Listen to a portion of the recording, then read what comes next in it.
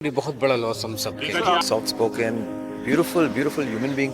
पंकज उधास के अंतिम संस्कार के दौरान बॉलीवुड के कई नामी गिरामी हस्तियां उनके आखिरी वक्त पर उनके साथ नजर आईं, परिवार के साथ खड़ी दिखाई दी। इस दौरान मशहूर गायक सोनू निगम अपनी नम आंखों से गजल सम्राट को अंतिम विदाई देते दिखे।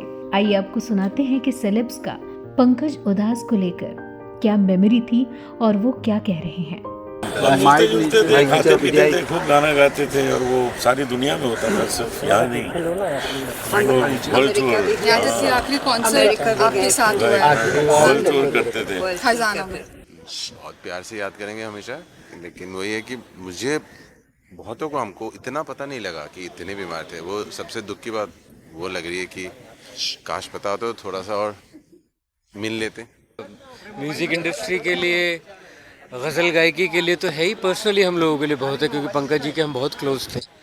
और कमाल की बात है कि हम उनके गाने सुन सुन के बड़े हुए हैं और फिर उनके दोस्त बन गए थे। और ख़जाना में रेखा तो 10-15 साल से उनके साथ गाती है, मैंने भी 2 बार गाया है। इतने खूबसूरत इंसान और इतने अजीम फ़नकार, ये कॉम्बिनेशन बड़ा मुश्किल होता है कि एक आर्टिस्ट भी उतना ही बड़ा हो और इंसान भी उतना ही बड़ा हो।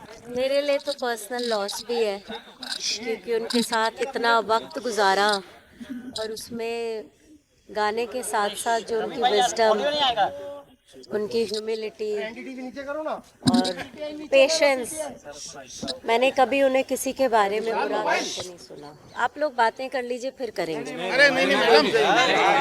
कर रहे थे नायाब, जो उनके साथ लग के इतना काम किया है कि ना ही सिर्फ गज़ल को आगे लेके आए हैं, गज़ल को जिंदा रखा है। बहुत सारी यादें, बहुत सारी बातें हमने कई बार वक्त बिताया है। एंड जो हर कोई कहता है, what soft spoken beautiful beautiful human being. Of course हर कोई ये तो जानते ही हैं कि पंकज जी के गाने, उनकी गज़लें, उनके जो लाइव शोज होते थे, जो गानों के बीच में उनकी जो बातें होती थी, the grace, the style, the sophistication that he brought to his personality was absolutely unparalleled.